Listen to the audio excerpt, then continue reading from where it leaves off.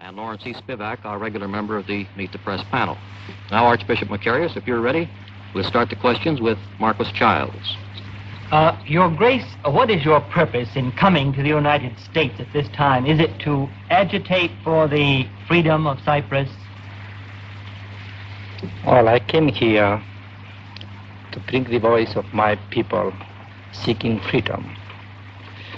I am planning to come in contact with the various delegations to the United Nations to enlighten them about the nature of Cyprus problem. At the same time, I will come in contact with American people and ask them for their moral support so the people of Cyprus obtain their freedom. What, Your Grace, is your opinion of the policy of the government of the United States towards Cyprus? Do you think the government has been firm enough for independence? Well, the United States are always the leader of the free world. And I think that now, when freedom is at stake, the United States cannot remain unconcerned. So I hope that we will have the support of the American government. I don't know what the attitude of the American government is now, but I think that they will exercise their influence so that the matter can be settled. Mr. Spivak. Your Grace, are you willing to leave the solution of Cyprus entirely to the United Nations? Well, the United Nations is an international organization, and such problems as the Cyprus problems is within the jurisdiction of this organization. And if the United Nations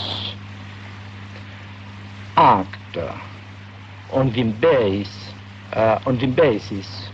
of the principles of the United Nations Charter, then I am sure that a resolution will be adopted calling for the settlement of the Cyprus problem. So we trust the United Nations. Your Grace, suppose the United Nations solution does not meet all of your demands on Cyprus. Will you accept such a resolution, or will you only accept the resolution that meets with your entire approval? I think that the United Nations cannot reject the demand of any people who is seeking to be given the right of self-determination. And in the case that the United Nations will not accept our case this year to be discussed, then we will bring again the Cyprus question before the United Nations next time. Well, at one time, I believe it was in February, the United Nations passed a resolution, February of this year, I think it was, which called, and these were the words, a resumption of negotiations by the governments concerned. And this was interpreted by one group to mean Greece, Turkey, Cyprus, and Great Britain. And I believe you interpreted that to mean by Cyprus and Great Britain, so that sometimes United resolutions are not too clear to be followed. Suppose the United Nations resolution this time says that this matter concerns Cyprus, Greece, Turkey, and Great Britain. Will you be willing to sit down and negotiate with all of those groups? I think that last resolution by the United Nations was calling for a peaceful, democratic, and just solution in accordance with the principles and purposes of the Charter of the United Nations. And they suggested resumption of negotiations. When the United Nations said resumptions, I understand that they mean resumption of negotiations between the British government and the people of Cyprus. I mean bilateral talks, because the Cyprus question is not a difference between Turkey and Greece, or between Great Britain, Greece and Turkey, but it is really a difference between Britain and Cyprus. So negotiation must be bilateral between Britain and Cyprus. And I called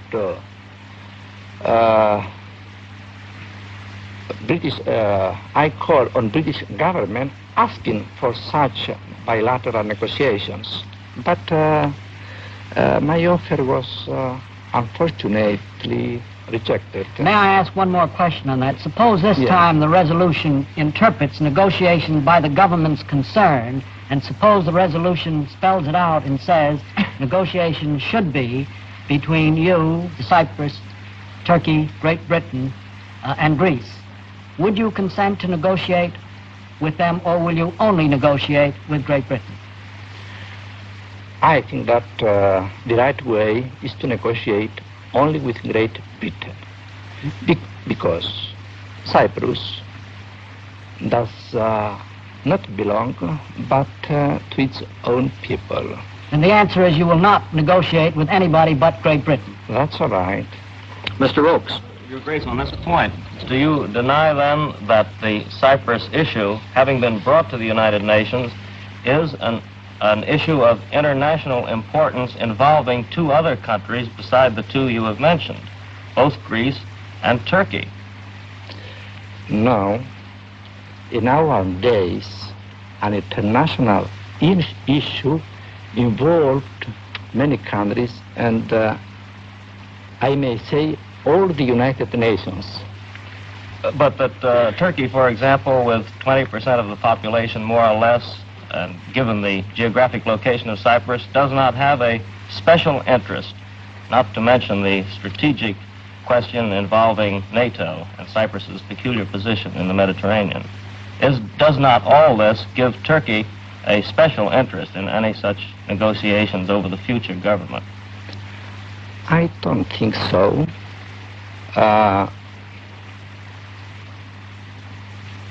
Turkey has no any rights on Cyprus. Turkey may have an interest on Cyprus because of the proximity of Cyprus to Turkey, but this argument is absolutely unfounded. If we follow this argument, then we can say that Egypt, Syria, Lebanon, and some other countries may have such an interest about on the future of Cyprus.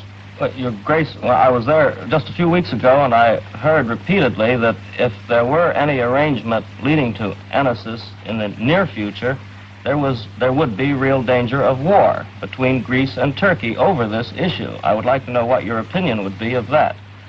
Well, first of all, the Cyprus question is not a question of enosis, of union of Cyprus with Greece, but it is a question of self-determination. That is to say, we wish to be given the right to decide our own political future, whether we want to become an independent state within or out the British Commonwealth, or to be united with Greece or other country. Suppose that the people of Cyprus decide union with Greece. I don't think that the result is a war between Greece and Turkey. In our days, all these problems are collectives. The problems of defense are collectives. The problems of war and peace are collective. If Turkey dare to invade Cyprus or Greece, then she has to face the world condemnation. And the world opinion, I think, is more powerful than armies. Mr. Mueller. Your Grace, Selwyn Lloyd is reported from London this afternoon, prepared ready to offer you an independent status, forbidding your union with Greece. Would you be prepared to accept such a statehood? I didn't hear that. I didn't hear this about this offer by British government. It hasn't been published yet. Well, however, this is not a real self-determination. This is not a real freedom. We want the right to decide about our own political future, and we don't like to exclude the possibility of union of Cyprus with Greece. Well then, what form of administration do you foresee in the future for Cyprus, granted you win your independence? Well, that depends on the will of the people of Cyprus. Mr. Childs. Yes. Excuse me, were you through? I'm sorry. That's all right. Your Grace, I would like to ask you again about the Turkish minority. Now, you have called for a plebiscite, and there are about 20% of Turks on the island. Would they vote in this plebiscite? Yes, sir, they will vote, but they are not 20%, but under 18%, the Turks in Cyprus. And they have the right to vote. Yes, but you would reject partition of the island between the Turkish minority and the... Yes, because partition is not a solution. There is no any part in the island where Turks are in majority. So partition is practically impossible. Well, would you remove the Turks from the island then after independence? No, they will stay there. We are always prepared and willing to give them any guarantees for their minority rights and to safeguard these rights by any international instrument. Now, some of the Turks and some of your British critics have said that communism is behind some of your independence movements on the island. What is your answer to that, Your Grace? The whole Greek population of Cyprus is supporting the movement for the freedom of Cyprus.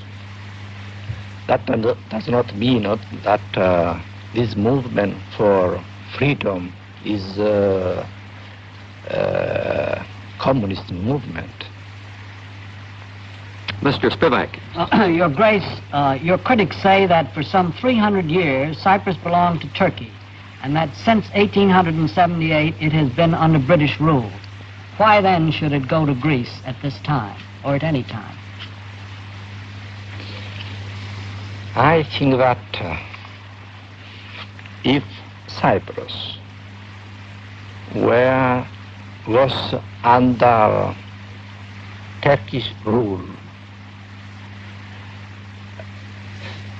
when the Greeks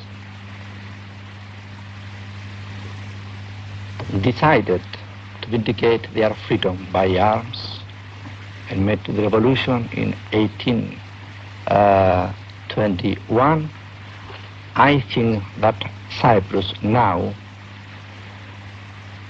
should be free. But Cyprus wasn't given to Turkey. It was given to British by Turkey. Well, at the time when Cyprus was under Turkish rule, the whole Greece and the whole Balkan Peninsula was under Turkish rule too. Oh, but excuse me. Yes, and we thought when the British came to Cyprus to succeed Turks, we thought that British occupation was temporary.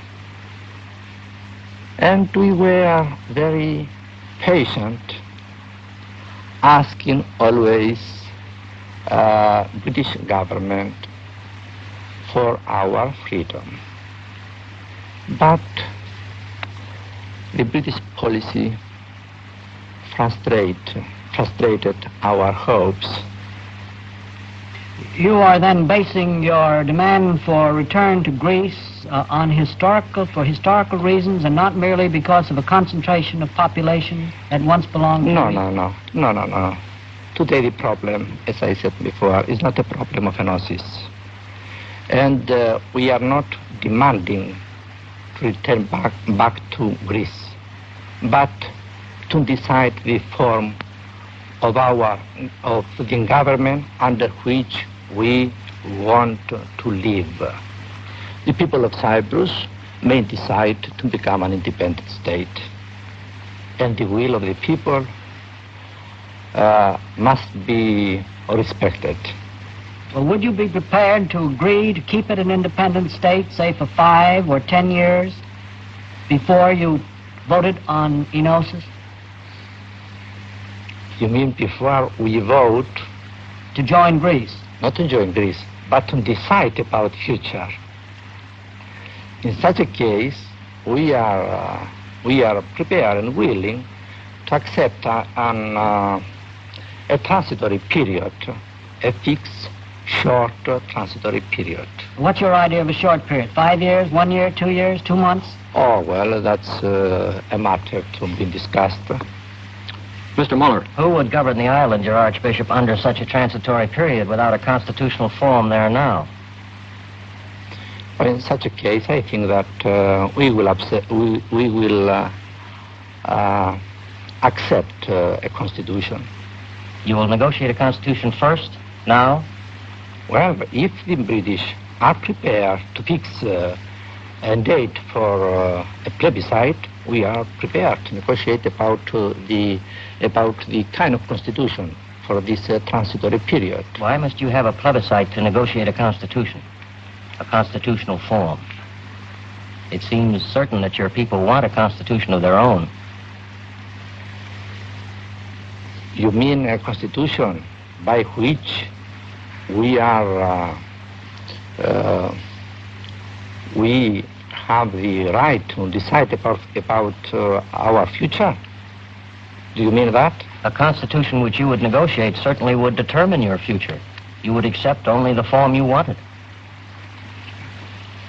Well, we are always willing to negotiate for a constitution which